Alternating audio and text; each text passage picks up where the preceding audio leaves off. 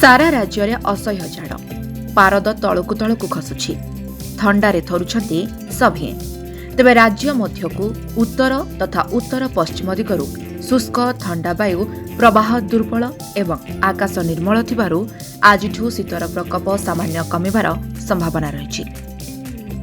एसत 25 तारिख जाए उपकूल और आभ्यंतरीण ओडिशार अधिकांश अंचल में घन कुहुड़ी हेबा नेई पूर्वानुमान करिसेंती पाणीपाग विभाग।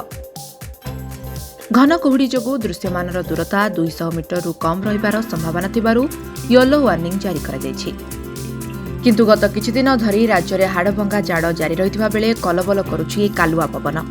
केन्दुझरु कंधमाल सुंदरगढ़ भुवनेश्वर हाड़भंगा शीतरे थरुछंती राज्यवासी। सकाळ हेउ कि राति बिना शीत वस्त्र घरू पदाक बाहरिबा मुस्किल होई पड़ुछि। सप्ताह हेला अधिकांश अंचल में रातिर पारद 15 डिग्री तलकू चली जाउछि। गत 24 घंटे राज्यर अधिकांश स्थान में चलित वर्षर सर्वनिम्न तापमात्रा रेकर्ड होइछि। जी उदयगिरी में पारद सर्वनिम्न 4 डिग्री को खसी और सिमिलीगुड़ा 5.7, फुलबाणी 6.5, किरेई 6.6, कोरापुट 7.6, अनुगुल 8 डिग्री समेत 16टी स्थानर सर्वनिम्न राति तापमात्रा 10 डिग्री तले रहुछि।